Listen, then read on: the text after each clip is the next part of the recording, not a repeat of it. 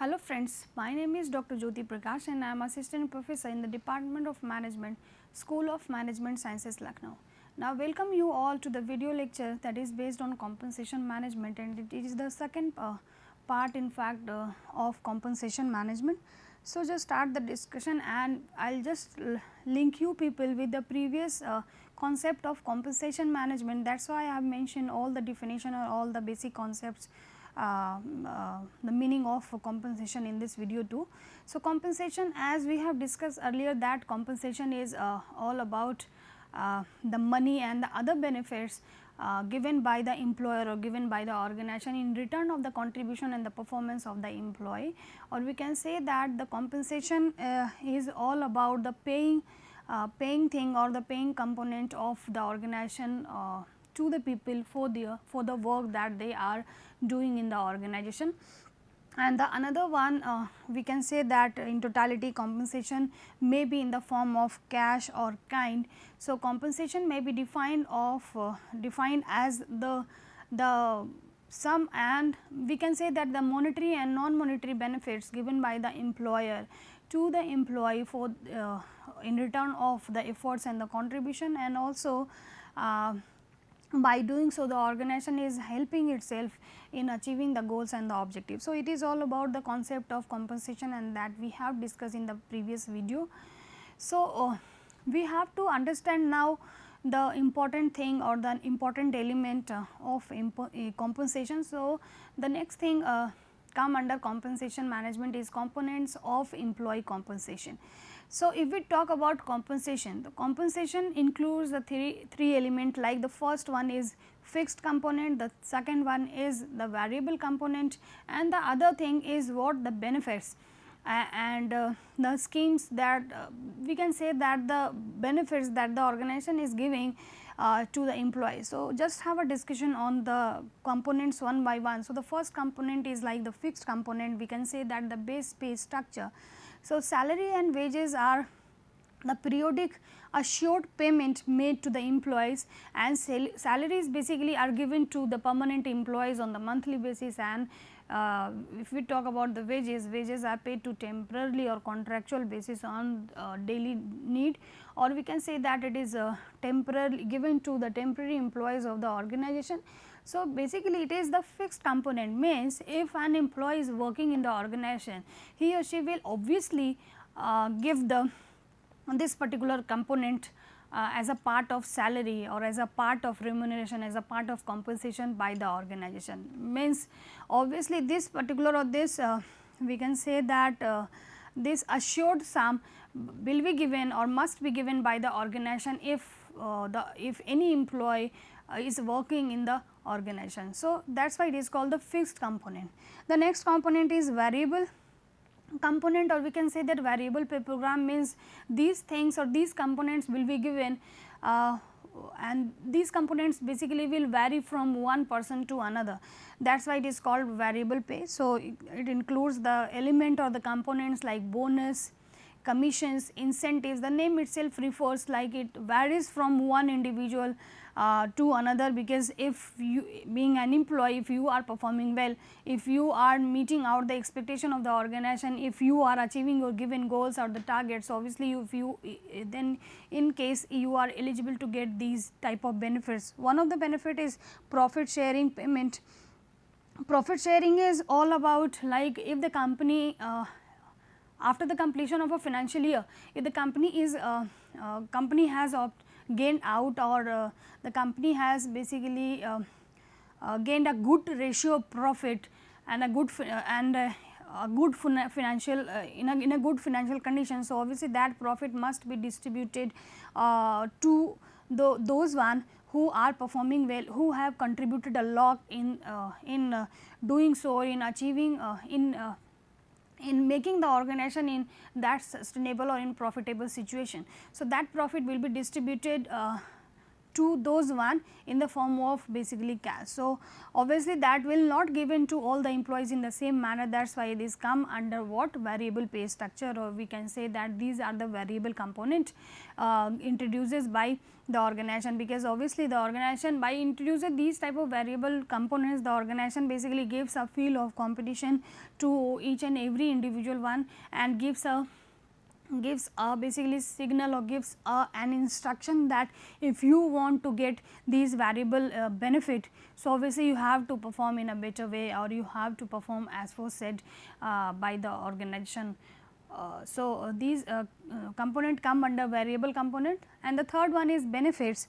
Apart from these two, means the fixed one and the variable component, there are other benefits associated with the performance, or associated with the well-being of the employees. So, these benefits could be one that are largely in fact mandated by the government, or in order to basically give a feel to the employees. So, sometimes employer also feel good in giving these type of benefits to the employees, and sometimes it is mandatory, and sometimes it is some of the benefits are maybe mandatory, and some of the benefits are not mandatory by the government or by certain acts. So, these benefits must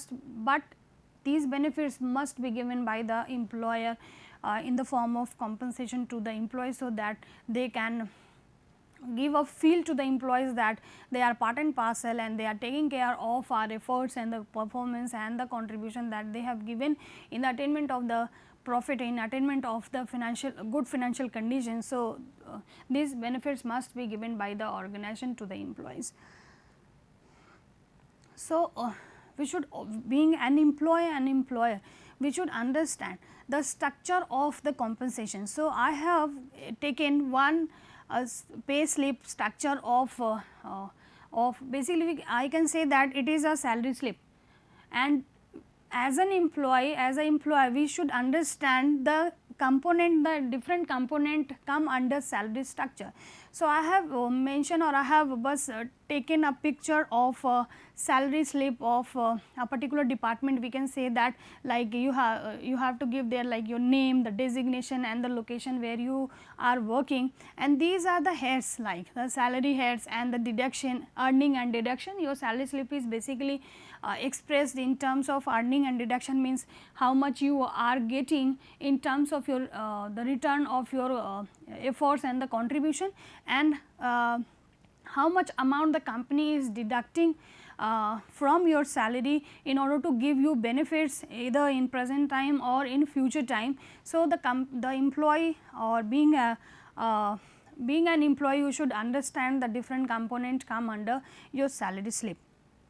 So, just have a discussion one by one on the different component of your salary structure.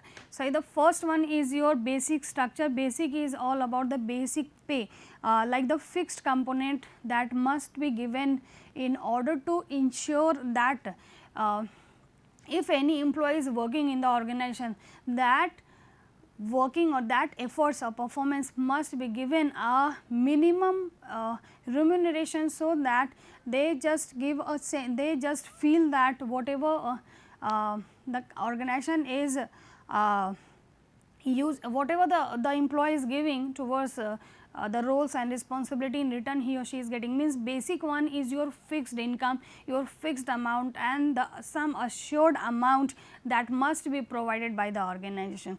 So, the other head, the other component will be discussed one by one. So, the first one is dearness allowance. In short, we can say that DA.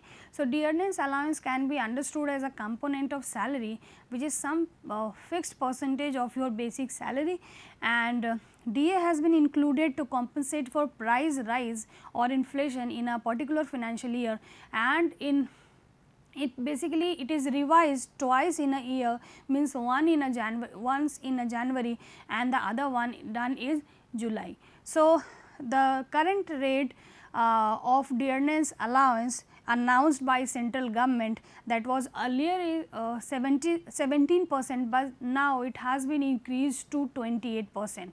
Means now the organization basically it is given by the private the government organization, but in private organization it is totally depend on the employer that they are how much percentage and how much this particular benefit will be given to the individual or the employees or not. But in government in the government organization, the government employees are basically given this benefit by the government, and the percentage basically revised twice in a year, and the earlier it was 17%, but nowadays it has been increased from 17 to 28%.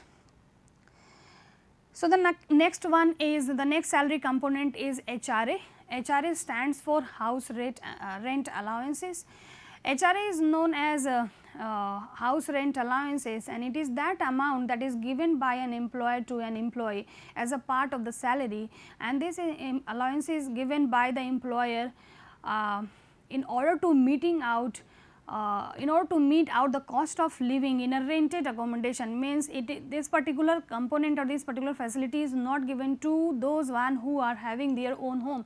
Means this allowances will be given to those employees who are not having their own home and they are living in a rented accommodation. And if the employee are getting this much of benefit, they can also reduce and they can somehow lower down the tax burden or that they are being imposed by the organization. So, HRA allows the employee to get the tax benefit on what they are spending as rent during the year. So, we can also explain earlier, but just understand that at what condition one can claim, means how an employee can claim for HRA. So, the conditions like one, stay in a rental accommodation, obviously when rent exceeds 10% of the salary, and when someone is getting HRA as a part of the salary. Mean if these conditions are prevailing, then you are eligible to get the tax benefit, and how much. So, after having a calculation we will understand how much we will get tax benefit as a part of HRA. So, the house rent allowances differ from one city to another, and how? Because HRA is 50% of the basic salary in metro cities. Like if a person is residing or if a person is living in a rented accommodation in metro cities, then HRA is 50% of the basic salary that individual will get. And if that individual is giving non-metro city, then he or she will get 40% of the basic salary as a part of HRA if he or she is giving in a rented accommodation. So, for HRA calculation and for reducing the tax burden, or we can say that for calculation for the tax deduction, the actual amount of HRA exempted will be the lowest of these three. Means how you can get an idea that how much amount you will get as a part of HRA and how much amount you will not give in the form of tax and how much amount you will give in the form of tax. Means how much amount, how much amount of your salary will be taxable and not taxable. So, for that there are three things, or there are three conditions there, like actual rent paid minus 10% of the basic salary. The second one is actual HRA offered by the employer, and the third one is 50% or 40% of the basic salary according to which city, means which city he or she is living. According to that, means in these available three situations, the lowest one and the lower amount, whatever the lower amount or the lowest amount, that amount will be basically come under that does not come under tax liability. In fact, that basically that individual can deduct that amount overall of the tax burden. So, for that we just have an example for having more understanding about the HRA concept. Like let us example that Radha is living in what, Delhi, and the rent is what, 10,000 rupees, and the pay slip of Radha is like basic salary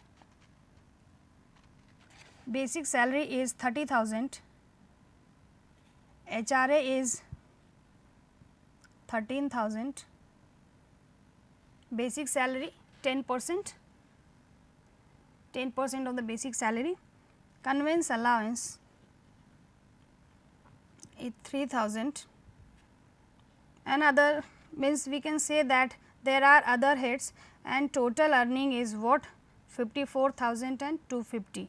As I said earlier that the salary slip is expressed in terms of earning and deduction, and the deduction like PF is 2000 and tax is 200.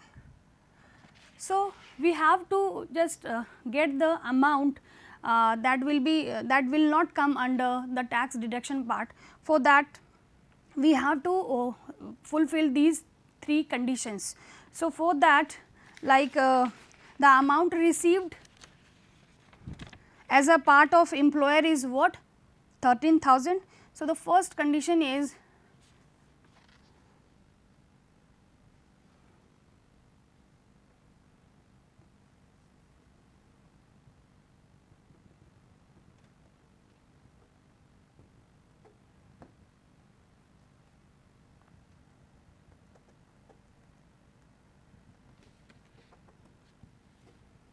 so, the first condition is like 13,000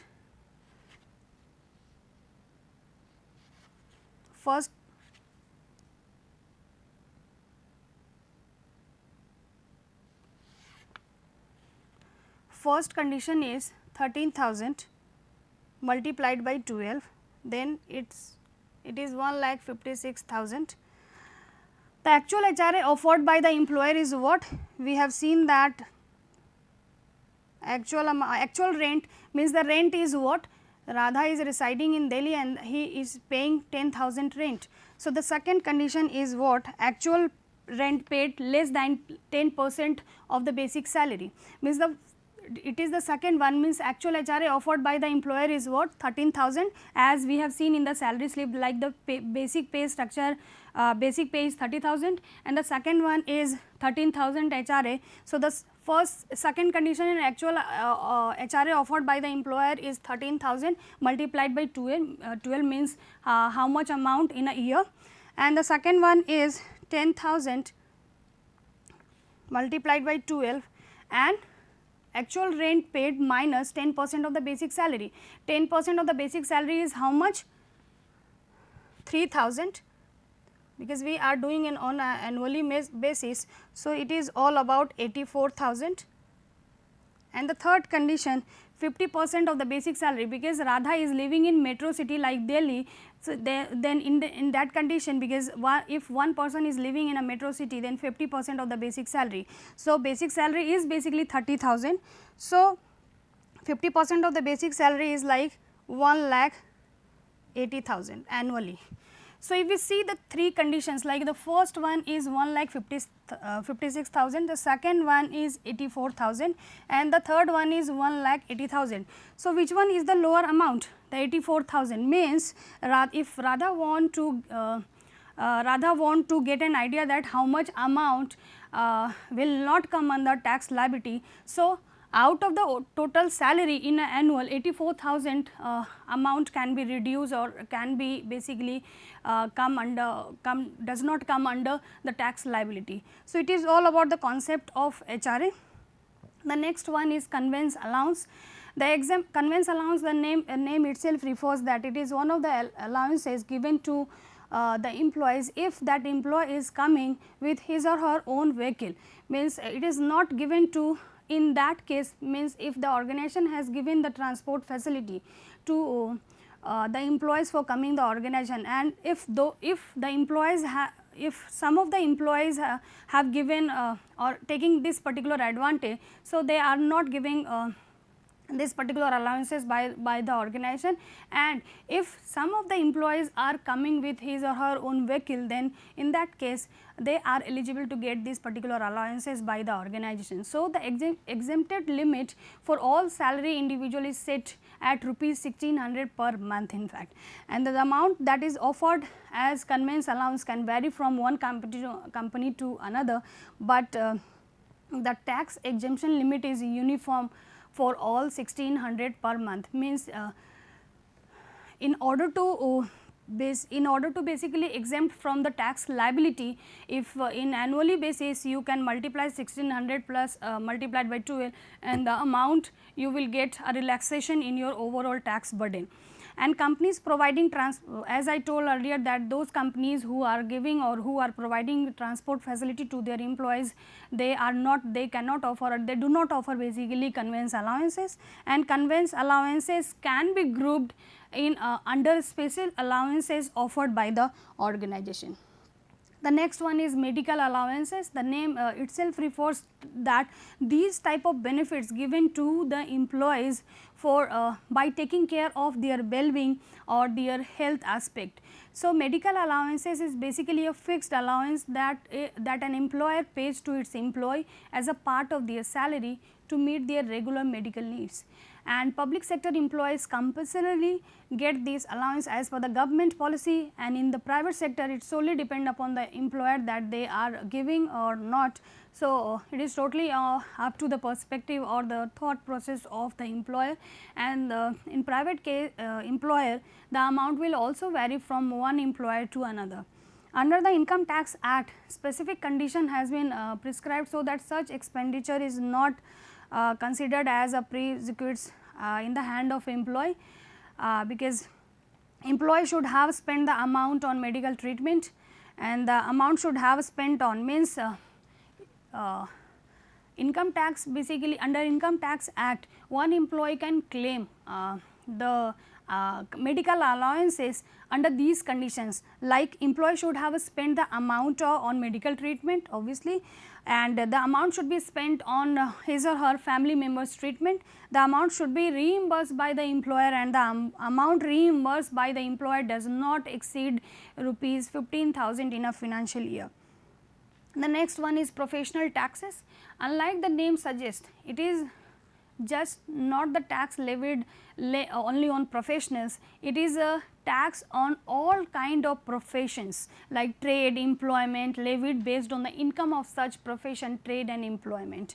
It is levied on employees as a person carrying on business, including freelancers, professionals, subject to income exceeding the monetary threshold, means whatever the slab fixed by the income tax, if the income is exceeding that slab.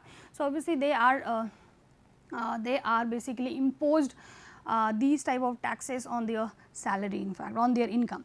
Professional tax in India varied from state to state. The maximum amount of professional tax cannot exceed rupees 2,500 annually.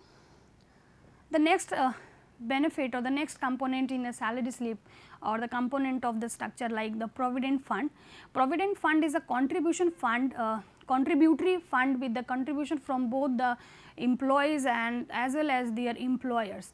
Provident fund is focused towards post retirement income and benefits, and for EPF both the why it is called a contributory fund, because in that both the employer and the employer contribute an equal amount of sum in this fund, means 12% of the monthly salary given by the employer as well as 12% of the salary will also be given into that fund by the employer too. So, that is why it is called a contributory fund.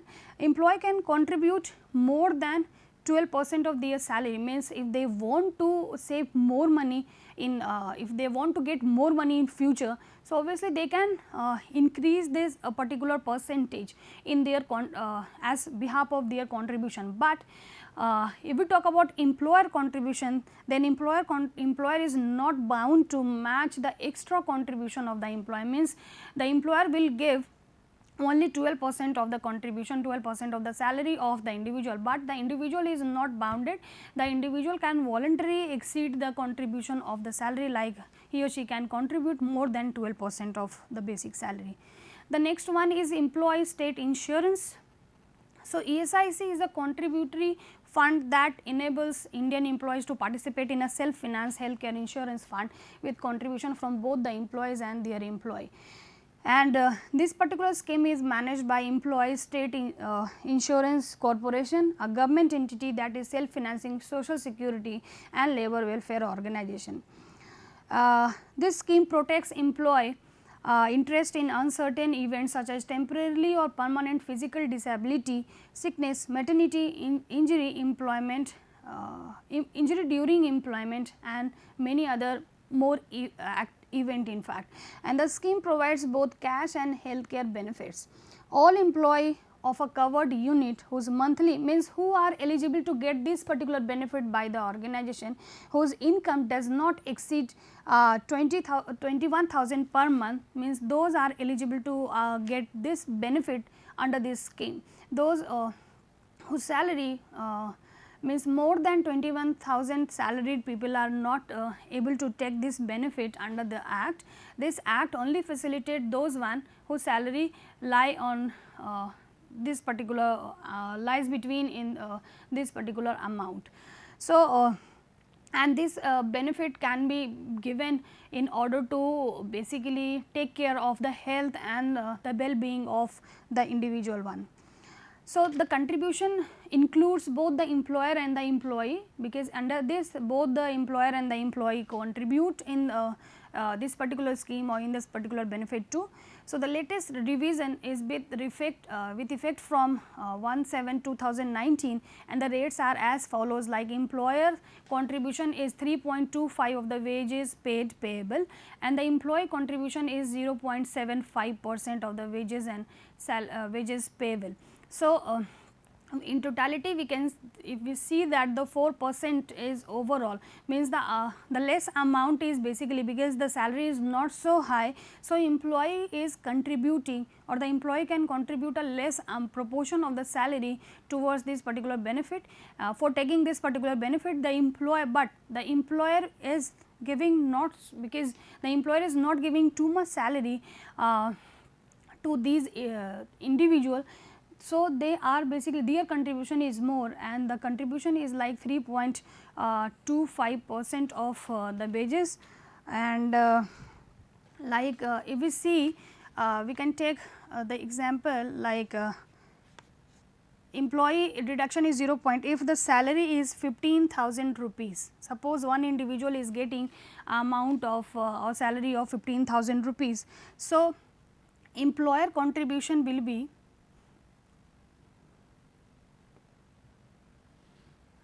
15,000 multiplied by 0.7% is like 112.50.